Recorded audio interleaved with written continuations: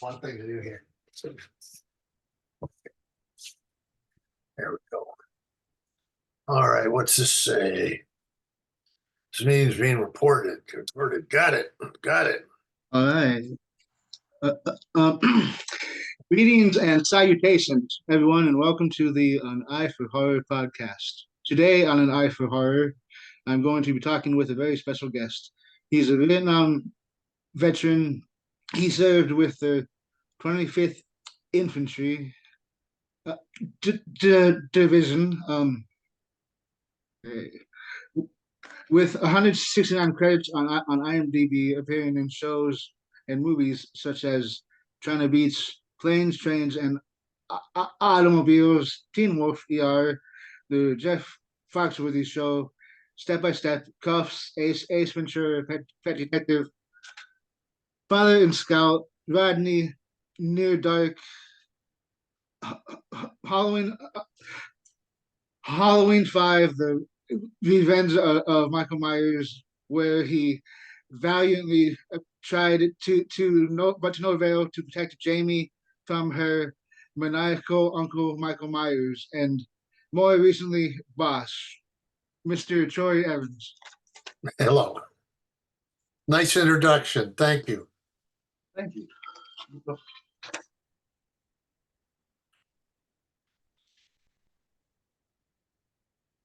Did you always want to be an actor, or did you have aspirations to pursue another career?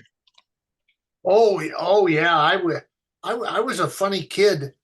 My grandfather had been a senator in Montana, and then I got this idea.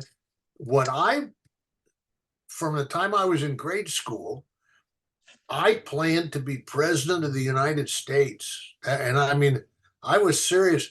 And all the way through high school, I was, and I still have it, like in my high school annual, people signed my book. Troy, when you're president, please remember me. You know, I was president of my high school student body, and I was gung ho, and I had it all planned out. I was going to go to college, go to law school, get out, go to the state legislature, then become the governor, then become the senator for Montana. And then when I had a national reputation, then run for president, be the first president from a Western state. And then I did my first year of college. That was 1966. And in college, I was paying my way through college by playing rock and roll music. Very badly, I will confess. I was terrible musician. But I made enough money to pay for college, and except I was missing out on that one key part of the college experience, going to class. Apparently, it helps when you do that. And if I'd been paying attention at all, I would have realized that at that time, if you didn't have good grades in college, they just snapped you up and sent you to Vietnam, which is what they did with me. And then when I came back, first of all, I saw an opportunity to make some money because they were lowering the same year I got home, they were lowering the drinking age from 21 to 18 in Montana. And I thought, I'm going to open a rock and roll bar, which I did. I took my money from Vietnam. But it turns out that I'm like many people, the Vietnam experience was not a good one. I was not happy about it. I came back as an alcoholic, and running a rock and roll bar is not a good job for an alcoholic. And I had a lot of, I had a lot of problems. I was violent and crazy and drunk, and you can get in trouble when you're like that, which I did, and I ended up down in Montana State Prison for a couple of years. I I broke a lawyer's legs, and Who knew that was illegal? Really? But apparently it is. Yeah.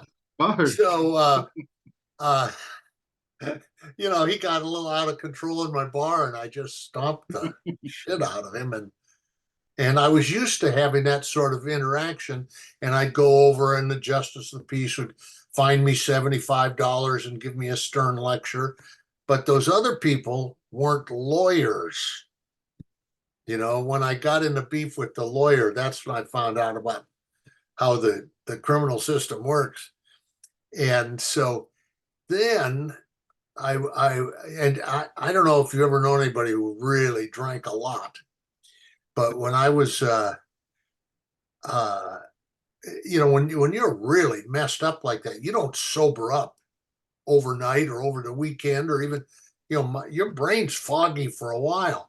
And I was down in the prison for about 6 months before I woke up one morning and went, geez, I bet I'm not going to be the president now.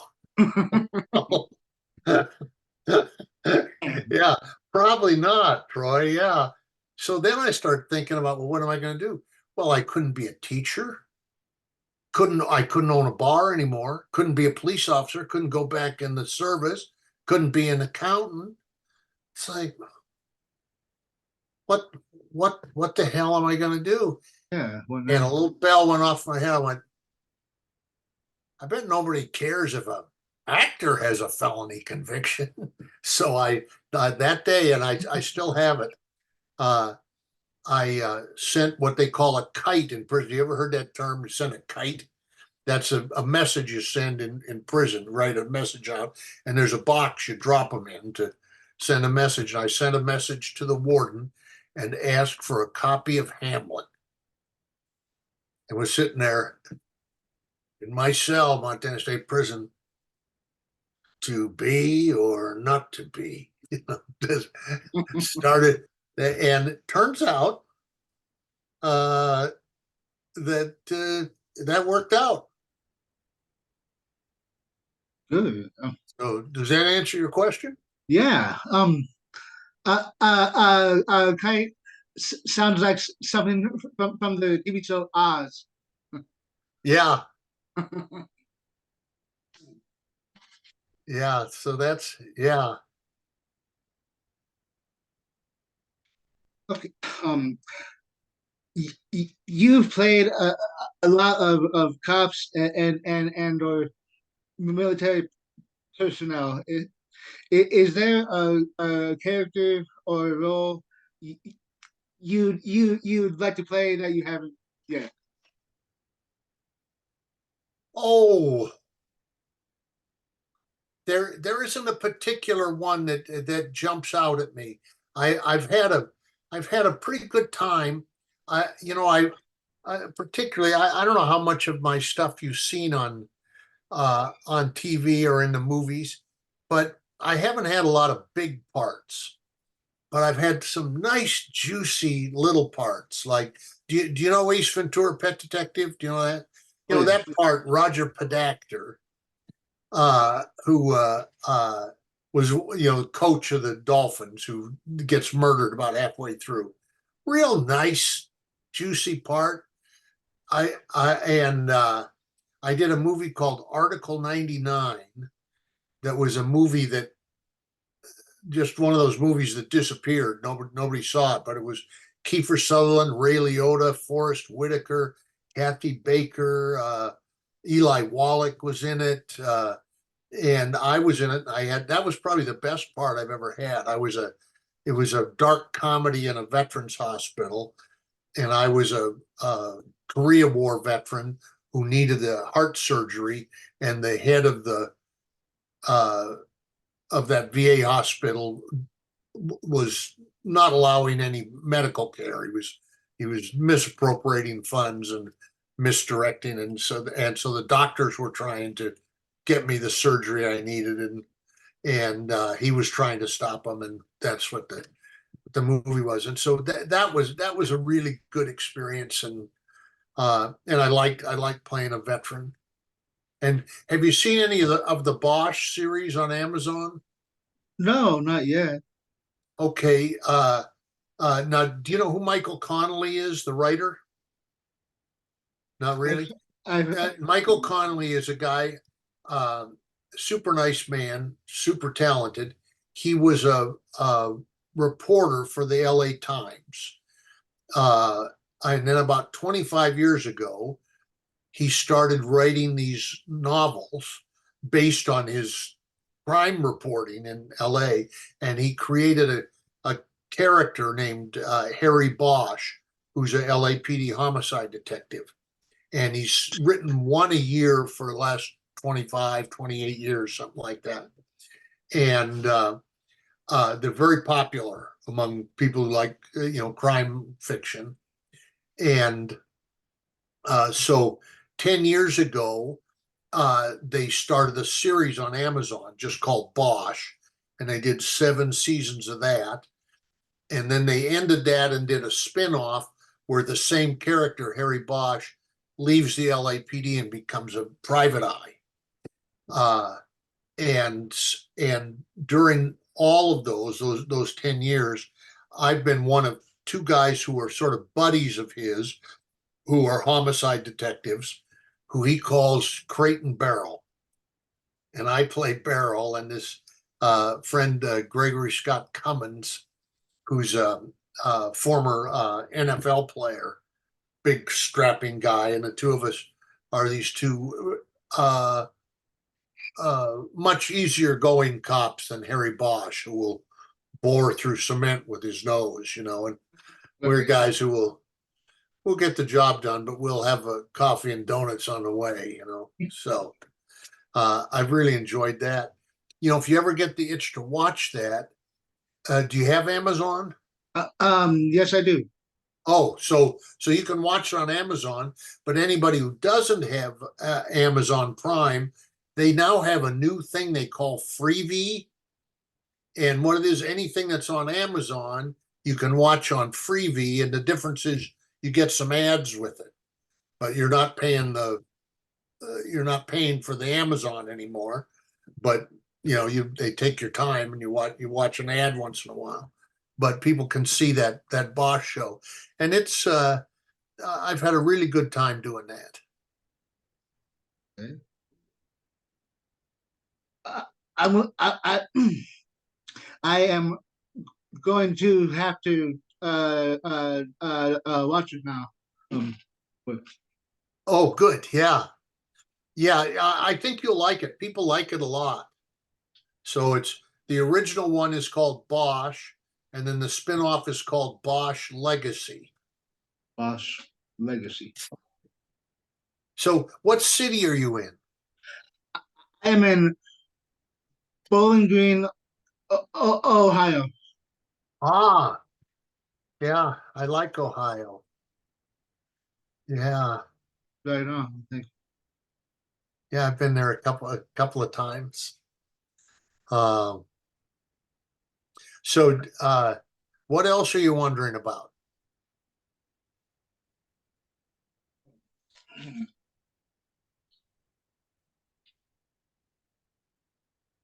you. Okay.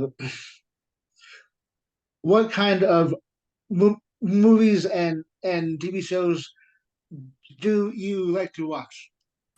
You know, this is a funny thing. I don't watch anything. And it isn't like, and my wife and I, we haven't turned our TV on for maybe 3 years. Uh, and it isn't like we decided, well, let's cut down on the TV. It's just my wife's an artist. She's a blacksmith, so a metal artist, Oh, nice. does beautiful, beautiful work with a hammer. And I have other stuff going on, and we just got out of the habit of turning on the TV. And I sort of have a lot of actors uh, just love to watch what every other actor's doing, and they study that and talk about that and what he did there and what she did here and what's going on there. And uh, I I don't enjoy that, and I don't find it helpful to me. Now, maybe there's something wrong with me, but I would much rather just really watch the guy in the cafe, just a normal person, see what other people are doing. You know, uh,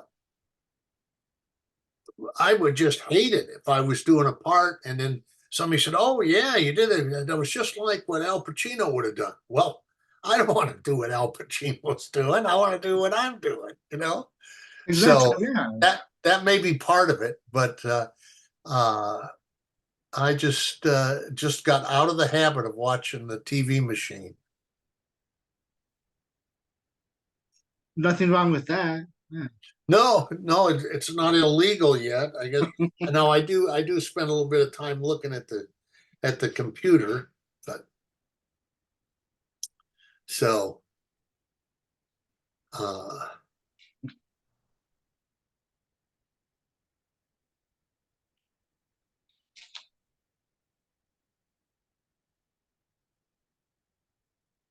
What do you like to do in your free time?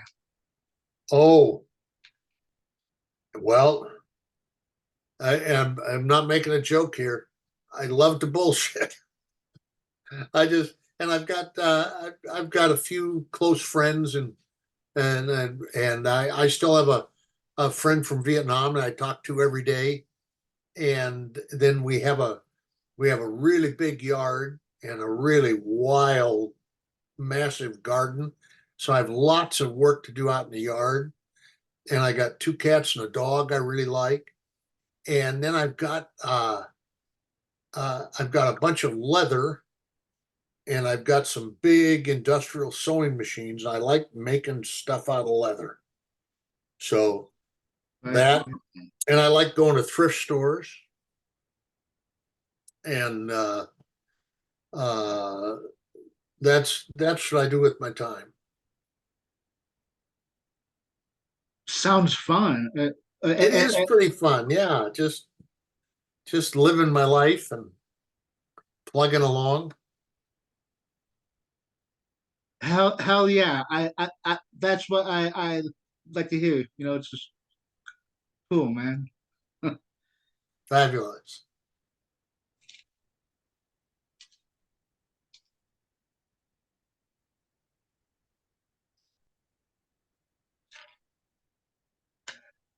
Did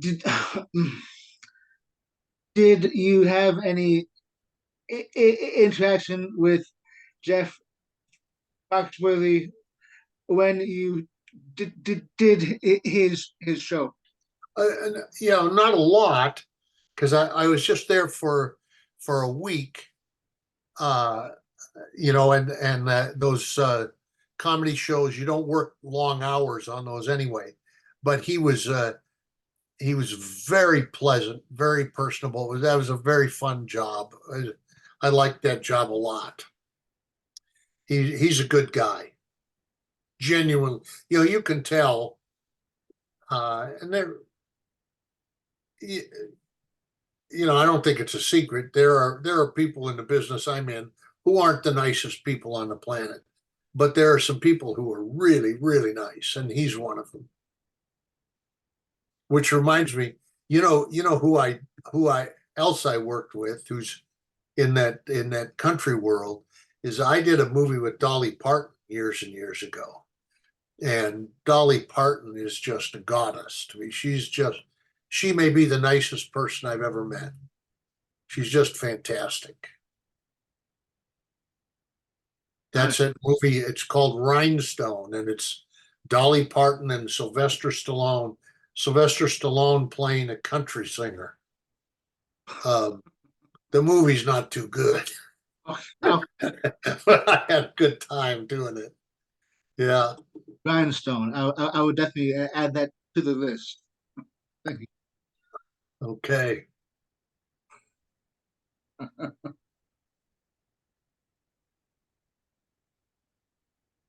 How do you prepare for a role? Oh, uh, pretty simple. Uh, First, I read it and I think about it. My theory about acting is pretty simple. It to me it comes down to this: it's not exactly true, but it's pretty close to true, that I think every person has within them the capacity to do almost anything, good or bad, in the right situation or the wrong situation. So when I look at that part, I think, well, what parts of my personality are closest to this person that's on this page? And then I focus on those, and I take the ones that aren't like that person and sort of tamp them down. And that's basically how I do it. And then once I sort of have an idea about the guy, then I just read it over and over until I know it. And it used to be I could memorize a whole script in half an hour. Now I'm older, I'm 76. So it takes a little work even to learn a little part. It's the memory isn't what it used to be, but it's okay. We get her done, as they say. Yeah.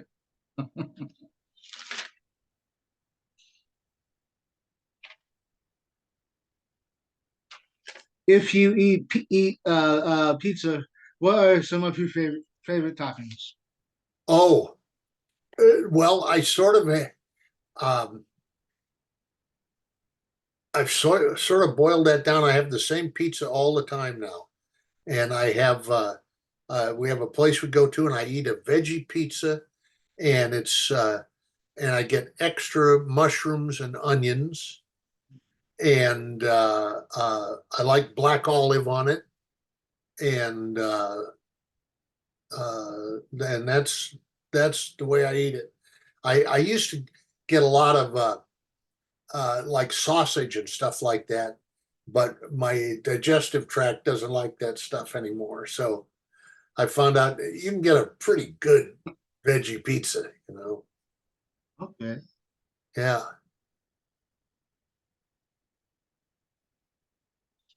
What do you like on yours? Oh man, mushrooms, cheese, and sausage and/or pepperoni. Yeah. Yeah, that's a good pizza. See, the pepperoni, I couldn't digest it, but it sounds good. Oh man. Yeah, sometimes I don't know if I can either. Oh, well.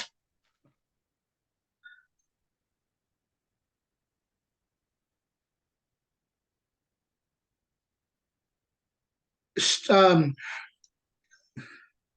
any funny stories from the set of planes, trains, and automobiles?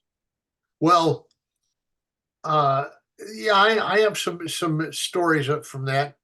Uh, not necessarily that funny, but kind of wonderful. At that time, I was just beginning my acting career, and I was working, but it was mostly real. It was mostly playing cops and tough guys. That's how you start out. If you're not a super good-looking guy, you're what they call a heavy. And so I was doing like uh, the third cop through the door. Hold it, hold it. That's the part, that's the whole thing. And I'd make like a couple $100 a day, which seemed like pretty good money. So then I I got an audition for Mr. Oshkonagan, who was the cheese truck driver in Planes, Trains, and Automobiles. And this is unbelievable to me because, like today, even I, after 50 years as an actor, when you have an audition, you don't even meet the casting director.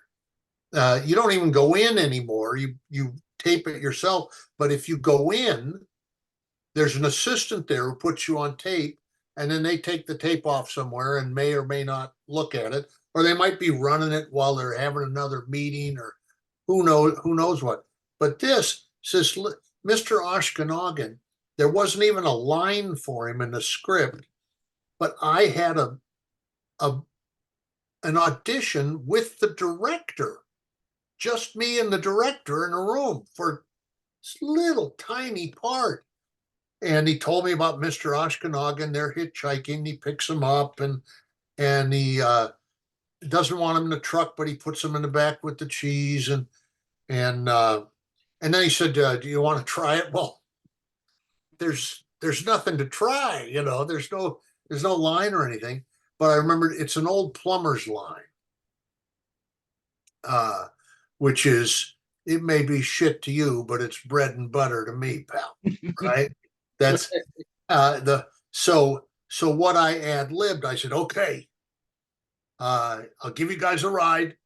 You can get in the back. I said, but you be careful back there because it might be cheese to you, but it's bread and butter to me, pal.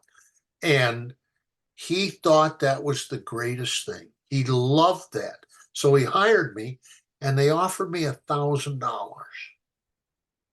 Now at the time, Heather and I had a $300 a month apartment. We didn't have the rent. So suddenly I have a job that'll pay 3 months rent for one day's work. I'm like, oh my God. It's fantastic. So then, but I was so fresh in the business. Then my agent called me a couple days later, said, um, uh, so they decided they're going to shoot that scene in New York.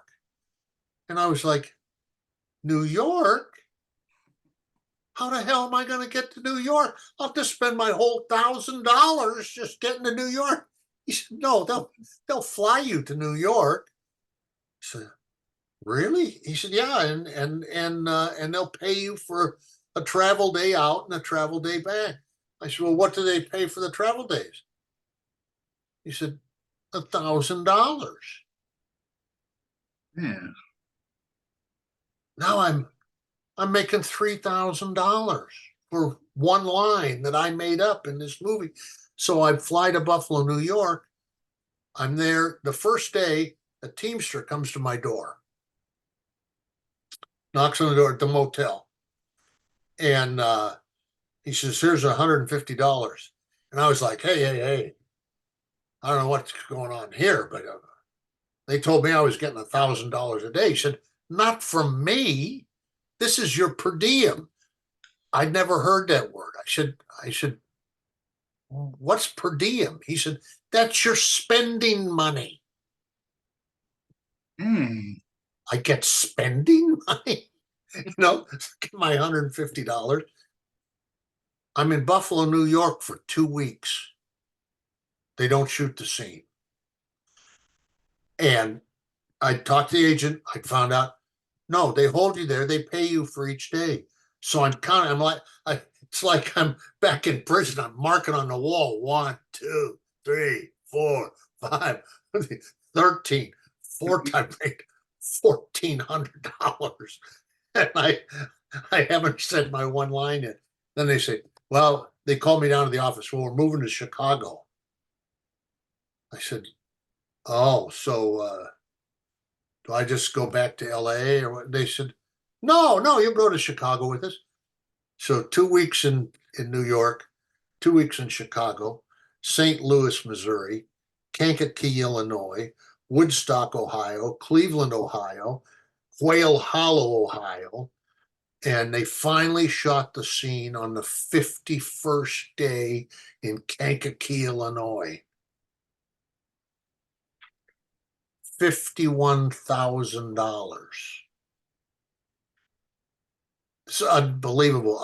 When I got the job, we couldn't pay our $300 rent. And when I finished my one line, I went home and we bought a house. Righteous box. That's my planes, trains, and automobiles story. And I want to add a John Candy story. Cool. I'm in the hotel in Chicago, which was a hotel. I didn't know hotels, like I thought a Holiday Inn was a really nice hotel. Then I'm in this thing at the some kind of fancy hotel at the by the O'Hare Airport, and had 3 televisions in it, and 2 or 3 rooms and a bathroom the size of our apartment in LA. And it's like, holy crap. And I'm just sitting in there one night, and it was the night of the Oscars. And John Candy called me. Yeah, Troy, John Candy. I'd never met him, but he's staying in the same hotel. They're shooting there. And he said, I'm having a few people up for the Oscars and wonder if you'd like to come up. I said, yeah. So I left home with one change of clothes. I thought I was going for a day. So now I'd been out about a month. So I couldn't dress up really, but I got as cleaned up as I could. I thought I'll go up there and Steve Martin will be there and the producers will be there and watching the Oscars with these guys. None of those people were there. It was just John Candy and everybody on the movie who was like me, everybody who was nobody. He went through that list and invited them up to his room and got like a couple of $1,000 worth of room service. And we sat and watched the Oscars and had a beautiful time. That's John Candy. And I'll remember this as long as I live. Now, all this time, in addition to all, I'm still getting $50 a day in per diem, right? So I have more cash than I've ever had in my life. I've got $50 bills all over the place. So after watching the Oscars, then I go to John Candy and I offer him a couple of $100 towards the room service that he got. And John Candy said, Troy, that's been taken care of. Dang. Yeah, that's been taken care of. Yeah, he was a prince. Wonderful, wonderful guy. Absolutely, man. That's cool. Isn't it?